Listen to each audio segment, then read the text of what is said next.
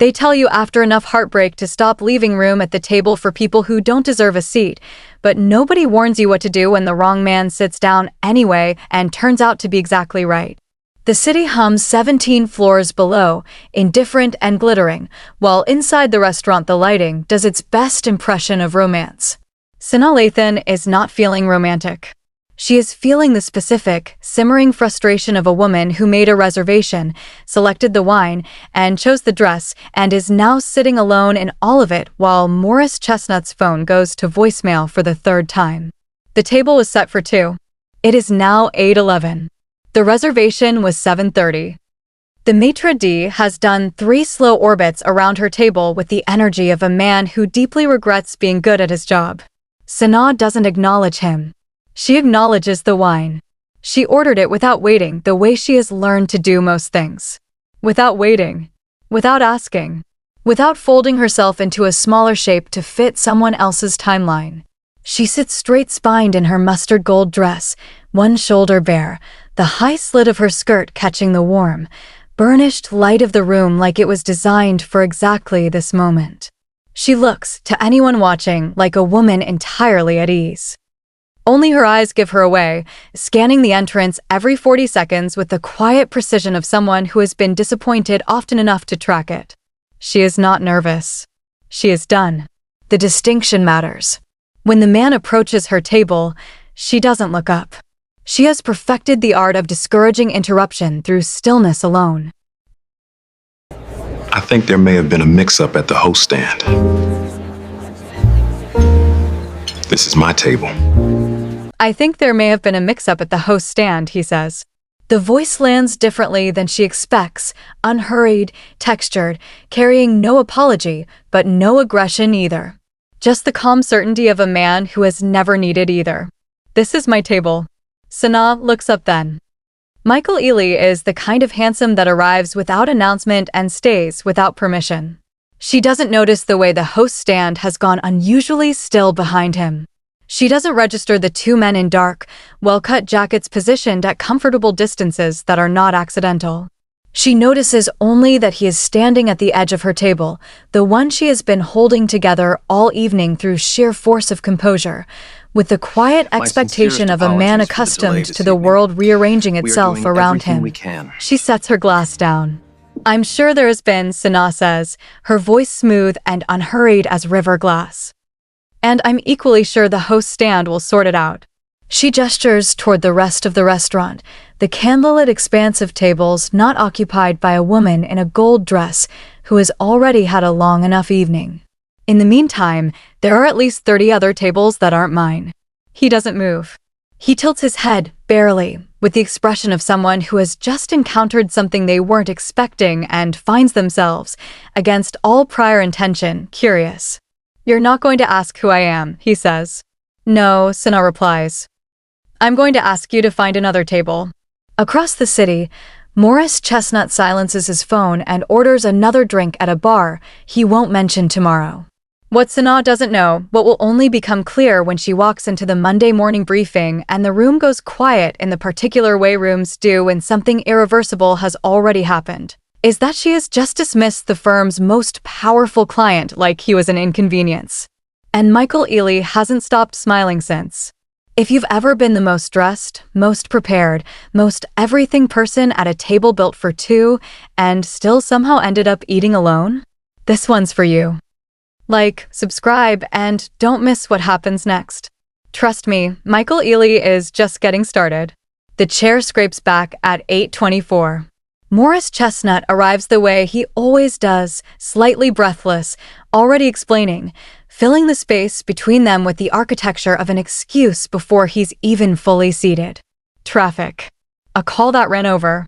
Someone at the firm who needed him specifically, urgently, in a way that apparently outranked a reservation, a dress, and 54 minutes of Sanaa's evening.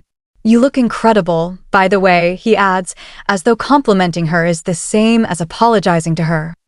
Sanaa watches him settle into the chair across from her, the one that a stranger had tried to claim not 30 minutes ago with more composure than Morris is currently managing, and she says nothing.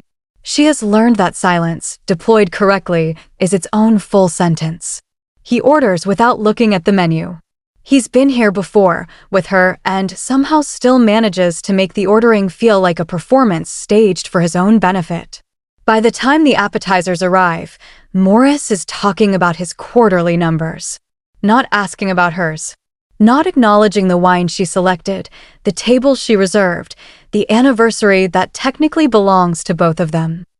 Just his numbers, the projection, the variance, the competitor who underbid him on a fund he should have closed by now. Sanaa cuts through her food with measured precision and listens with the particular brand of attention she has perfected, present enough to respond, distant enough to survive. "You think I should push the timeline?" he asks, finally directing a sentence at her like a pass he expects her to catch and return.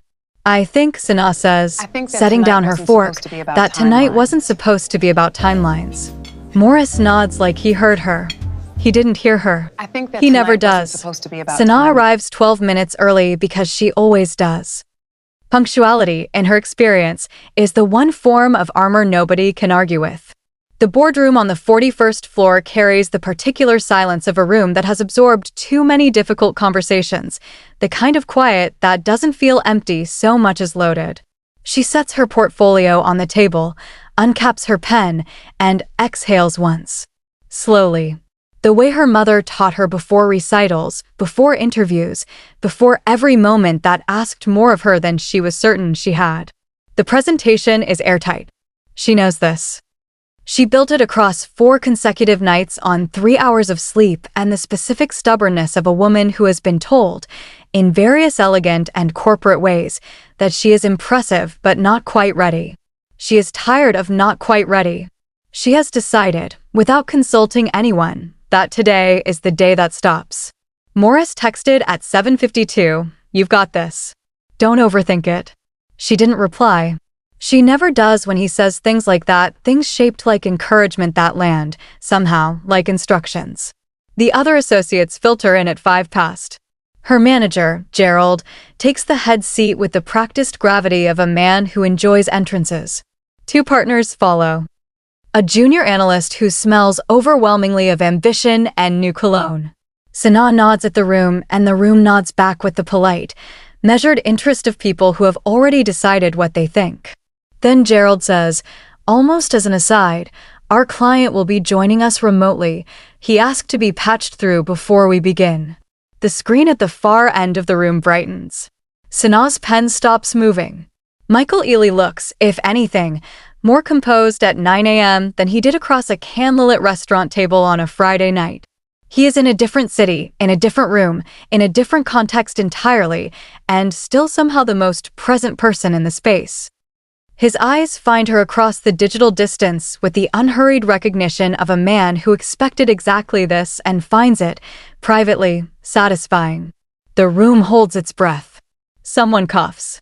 Gerald begins the introduction, but Michael raises one hand, a gesture so minimal it shouldn't command anything and yet immediately commands everything. "I've reviewed the preliminary materials," he says.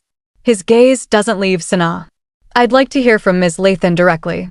The silence that follows is the kind that asks a question. Sanaa answers it by standing up. She presents for 19 minutes without once losing the thread. The room, to its credit, keeps up. When she lands the final figure and closes the deck, there is a beat, the specific pause of people recalibrating what they thought they were walking into this morning. Michael is quiet for a moment.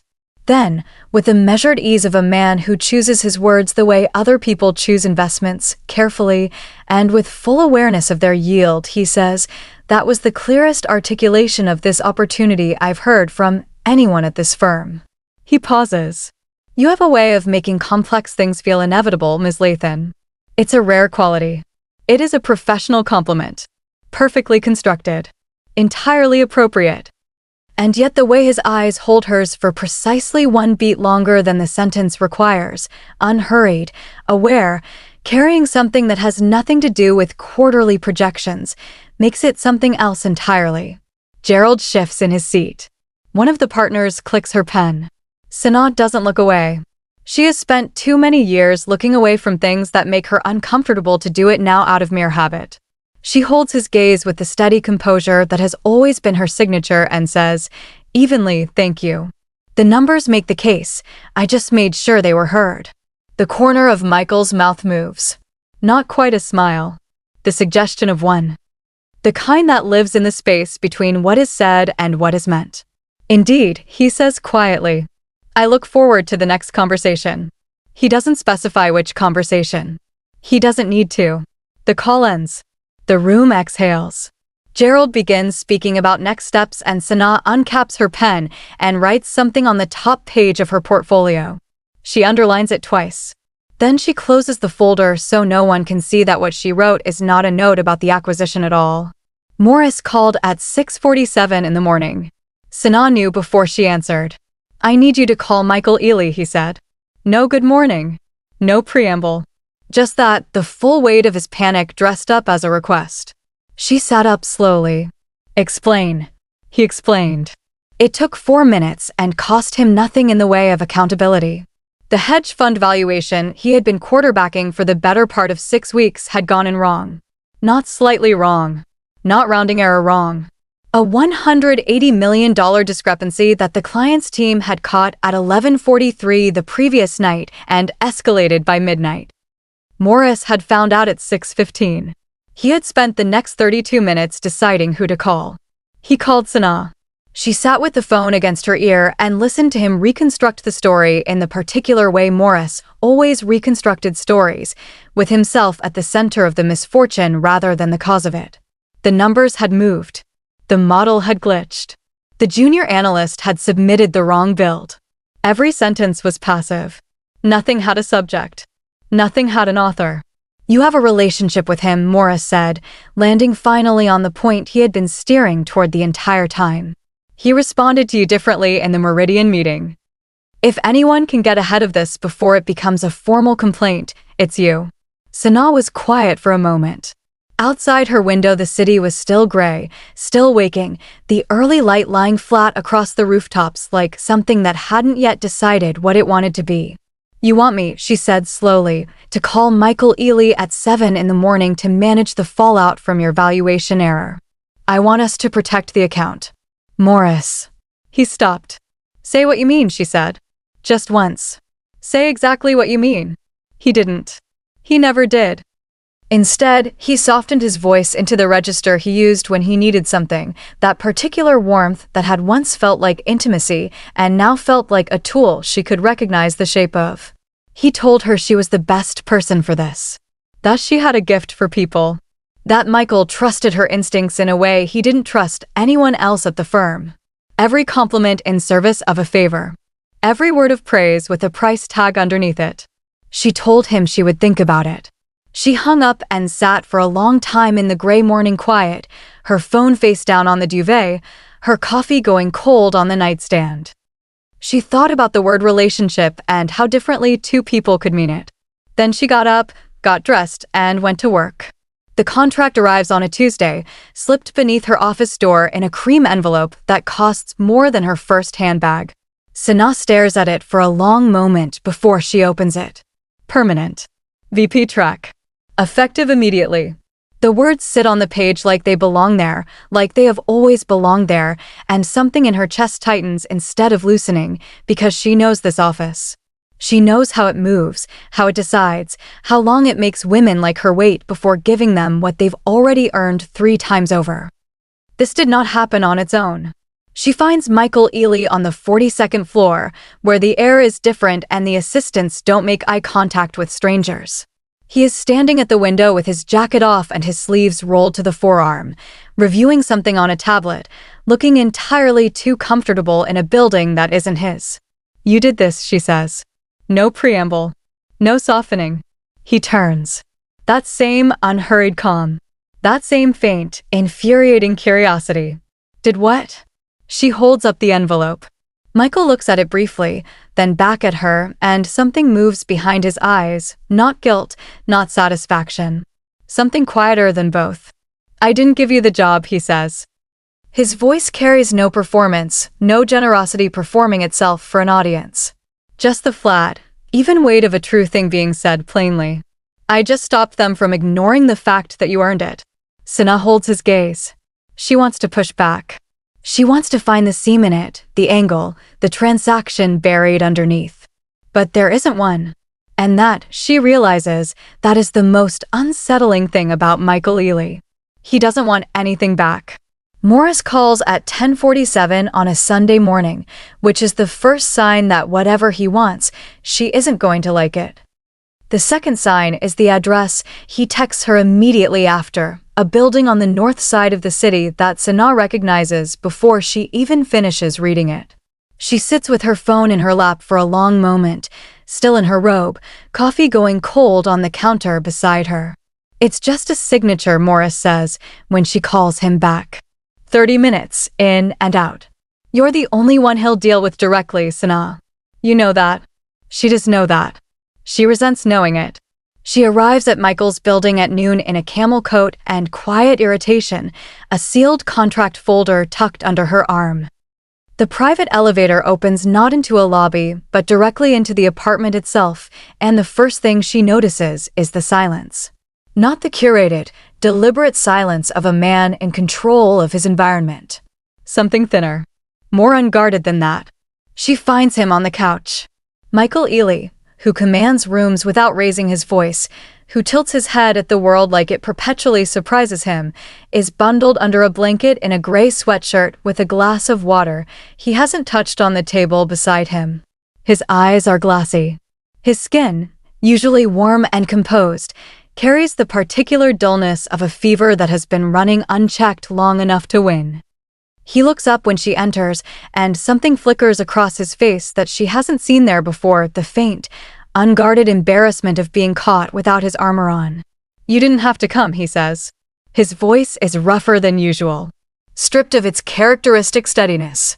Morris sent me, Sanaa says. She holds up the folder as evidence. Michael almost smiles. Of course he did. She sets the folder on the table. Then she looks at him, really looks, and she does what Sanaa Lathan does when presented with a problem no one else has thought to solve. She acts. She finds the kitchen. She finds a pot.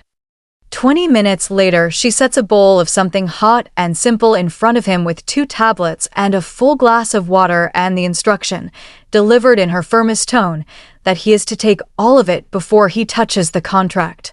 He doesn't argue. That surprises her most. They don't talk about the deal. They don't talk about Morris or the firm or the numbers that have been quietly eating her weekends for months. He tells her once, unprompted, that the apartment gets too quiet on Sundays. She doesn't ask him to elaborate. She just stays. The contract sits and signed on the table until late afternoon. Neither of them mentions it. Walking to the elevator at dusk, folders still tucked under her arm, Sanaa realizes she is not thinking about Morris at all. She heard the heels before she saw the woman. That particular sound, sharp, deliberate, each step placed like punctuation at the end of a sentence designed to silence a room, is not the sound of someone arriving. It is the sound of someone reclaiming. Sanaa was standing at the kitchen island in Michael's townhouse, a folder open in front of her, reading glasses she never wore in public perched at the end of her nose, when the front door opened without a knock. She looked up. The woman in the entryway looked back. She was beautiful the way expensive things are beautiful, maintained, precise, constructed for effect. Her coat alone cost more than most people's rent. She took in the scene, Sanaa, the open folders, the 2 cups of coffee on the counter, and something shifted behind her eyes. Not surprise.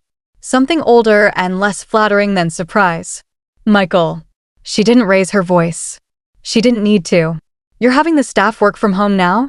Michael appeared from the hallway, and the temperature in the room dropped 2 degrees. Renee. His voice was a wall smooth, flat, offering nothing to climb. Renee's gaze moved back to Sanaa with a slow, evaluating patience of a woman who had spent years perfecting the art of dismissal. I came for the check. I didn't realize you'd have company. The pause before company did considerable work. She let her eyes travel the length of Sanaa, the dress, the folders, the coffee, with the particular cruelty of a woman who knows exactly what she's doing and has decided to do it anyway. Tell me, does she validate parking or is that included in the package? The room went still. Michael drew breath to speak. Sanaa spoke first. She didn't raise her voice. She didn't shift her posture. She simply turned from the counter to face Renee fully, the way you turn to address something that has finally earned your attention. I want to be careful here, Sanaa said, her voice carrying the smooth, unhurried cadence of a woman selecting her words the way a surgeon selects instruments, deliberately and with full knowledge of what they can do. Because I don't know you, and you don't know me, and I'd hate for us to make permanent decisions based on a first impression. She tilted her head just slightly. But I will say this once, clearly, so there's no confusion later, I don't validate. I don't audition. And I don't shrink for women who use cruelty as a calling card because somewhere along the way they confused sharpness with strength. She picked up her reading glasses, set them back on the folder. Unhurried. The check is probably on his desk. Third door on the left. You're welcome. The silence that followed was the particular kind that happens after something irrevocable. Renee's expression moved through several rooms before it settled on the only door left open to her exit. She collected herself, the way women like her always do, with practiced dignity and a chin that never drops. She said nothing further. Her heels announced her retreat the same way they had announced her arrival, except this time, the punctuation at the end of the sentence was someone else's. Michael looked at Sanaa with an expression she hadn't seen on him before. Something unguarded. Something that hadn't been there yesterday. She didn't acknowledge it. She put her reading glasses back on and returned to the folder. She didn't hear everything from the hallway after that. She heard enough. What she didn't expect was the girl. 16, maybe 17, sitting curled in the armchair by the window with headphones around her neck and her father's eyes, that same quiet, watching quality, taking in more than she let on. She had apparently been there the whole time, invisible in the way teenagers perfect when adults forget to look. She looked at Sanaa, then toward the hallway, where her mother's retreating footsteps were fading. Then back at Sanaa. She does that, Jade said simply. The company voice. It's her way of making people feel small. I know the type, Sanaa said, settling into the sofa across from her without drama. It didn't work on you.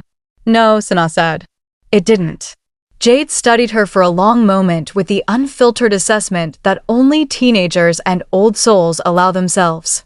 I'm Jade, she said finally. Sanaa. Jade nodded slowly, like something had just been confirmed rather than introduced. Her eyes moved once more toward the hallway, toward the ghost of her mother's exit, then settled back on Sanaa with something that looked, quietly, like relief. You're different, she said. From the others. Sanaa didn't answer immediately. She looked at this girl, her father's stillness, her mother's sharpness, and somehow, beneath both, something entirely her own, and felt something shift in her chest. Quiet. Unexpected. Warm. So are you, Sanaa said softly. And she meant it. The ballroom smells like old money and fresh ambition, gardenias and champagne, and the particular tension of people performing their best versions of themselves under chandelier light. Sanaa arrived alone. She does most things alone now and has stopped apologizing for it. Her gown is midnight black, structured at the shoulder, fluid everywhere else, the kind of dress that doesn't ask for attention but collects it anyway. She moves through the firm's annual gala the way she moves through every room that once tried to shrink her, with the measured composure of someone who has already survived the worst thing the evening could offer and dressed for it anyway. Morris finds her by the bar. Of course he does. He looks good, which has always been part of the problem. He wears his charm the way he wears his tuxedo, effortlessly, expensively, and entirely for other people's benefit. He touches the small of her back like he still has clearance. She steps forward, just slightly. Just enough. You look incredible, he says, which is his way of saying I need something. She smiles without warmth. Morris. He doesn't notice the temperature of it. He never does. By the time the firm's managing director takes the podium to toast the quarter's flagship win, the Michael Ealy acquisition, the one that restructured the firm's entire trajectory, Morris has already positioned himself at the front of the room.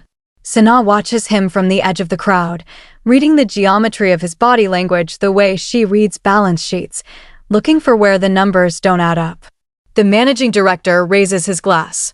He begins to speak about vision, about tenacity, about the kind of relationship management that turns a single meeting into a 9-figure partnership. Morris straightens, prepares to receive. Mr. Ealy, the managing director pivots, gesturing across the room. We understand you'd like to say a word. The crowd shifts. Sanaa feels it before she sees it, that particular gravitational pull that follows Michael Ealy into every room he enters. He is unhurried. He is always unhurried. He accepts the microphone with the ease of a man who has never once needed to raise his voice to be heard. I'll keep it brief, Michael says, and the room believes him instantly. This deal didn't happen because of a pitch deck or a relationship strategy or whoever prepared the most impressive slide on market volatility. He pauses. His eyes move across the room and find Sanaa with the precision of someone who knew exactly where she was standing before he started speaking.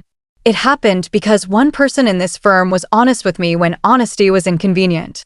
She pushed back when everyone else was nodding. And she made me believe this firm had integrity, not just appetite. He raises his glass. Sanaa Lathan. The room turns. Morris Chestnut goes completely, utterly still.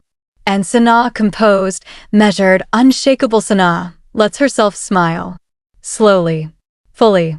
Like a woman who has been waiting a long time to be seen, and is in absolutely no rush now that she finally is. The rumors reached Morris before Sanaa did. She could tell by the way he was standing when she walked into the firm's pre-gala reception, that particular posture he assumed when he felt cornered, chest forward, jaw set, drink held like a prop rather than a pleasure. He had heard about the boardroom, about Michael's acknowledgement, about the applause that followed her name instead of his. She had barely crossed the threshold when he found her. We need to talk. Not a request. Never a request with Morris, always a summons dressed in the language of conversation. Sanaa set her clutch on the nearest surface and looked at him with a steady, assessing calm that had always unsettled him. Then talk, she said. He pulled her toward the corridor adjoining the main hall, not quite private, not quite public. The kind of in-between space Morris had always preferred. Deniable. Controllable. Witnesses close enough to perform for, far enough to manipulate the narrative later. You want to tell me, he said, voice dropping to that register he used when he wanted to sound reasonable while saying unreasonable things, how exactly you went from being pulled off the Ealy account to being the face of the whole deal? I did the work, Sanaa said simply. Something shifted behind his eyes. The performance of calm cracking at its seams. You did the work. He repeated it like it tasted wrong. Sanaa, come on. We both know what this looks like. She waited. A man like Michael Ealy doesn't elevate associates out of admiration for their spreadsheets. He let that land, then followed it with the thing he had been building toward, the thing she could see him reaching for like a weapon he'd sharpened in private. People are talking. I'm not saying it. People are saying it. The corridor was not as empty as he'd calculated. 2 junior analysts near the far wall had gone very still. Priya from risk management had stopped pretending to check her phone. The maitre d' from the reception, the same one who had watched Sanaa sit alone at that table weeks ago, stood 3 feet away with a tray and the expression of a man witnessing something he would remember. Sanaa didn't lower her voice. She didn't raise it either. Morris. She said his name the way you close a tab you've had open too long. You have spent 2 years calling my instincts reckless and my ambition inconvenient. You have taken credit for my ideas in rooms I wasn't invited to. And now that none of that is working anymore, she tilted her head, just slightly, you want to rewrite the story. He opened his mouth. She didn't give him the space. We're done, Sanaa said. Not privately, not after the gala, not when it's more comfortable for you. Now. Here. She picked up her clutch from the surface where she'd set it. Find someone else to manage. She walked back into the light and didn't look behind her. Age to Perfection was not on any investor deck. It appeared on no quarterly projection, no pitch board, no spreadsheet Sanaa had ever touched. It existed, instead, on a sun-warmed terrace in the Napa Hills, in the form of 12 rows of hand-tended vines and a single bottle of reserve Cabernet that Michael Ealy had been aging for 7 years without telling anyone why. He told her that evening. The launch was small by design, intimate in the way that only genuinely confident people can afford to be. No photographers. No speeches rehearsed in hotel mirrors. Just lantern lights strung low between the posts, the kind of guests who listen more than they talk, and a terrace that looked out over the valley like it had been waiting all its life for someone to finally stand on it and exhale. Sanaa stood on it and exhaled. She hadn't planned to stay past the toast. She had a flight. She had a Monday. She had, as always, somewhere to be that wasn't exactly here. But the valley had turned amber and rust in the last of the evening light, and Michael had appeared beside her without announcement, 2 glasses in hand. No preamble, no agenda, and somehow leaving had stopped making sense. "You never told me you knew anything about wine," she said. "You never asked." He handed her the glass. "You were usually telling me where to sit." She laughed, a real one, the kind that arrived before she could edit it. It had been happening more frequently lately. Unguarded moments she hadn't budgeted for. They stood without speaking for a while, which was its own kind of language. The valley below shifted from gold to bruised violet, unhurried and unconcerned. Somewhere in the rows behind them, a night bird started up and then thought better of it. "Why age to perfection?" she asked eventually. Michael turned the glass slowly in his hand. "Because the things worth having," he said, "don't arrive on schedule. They arrive when they're ready." He paused. "I used to fight that. Spent a lot of years trying to accelerate things that needed time." He glanced at her sideways, not the boardroom glance, not the strategic one. The other one. The one she had first noticed on a rain-slicked Monday morning when she'd expected war and gotten something quieter and far more dangerous. "I've gotten better at waiting." Sanaa looked back at the valley.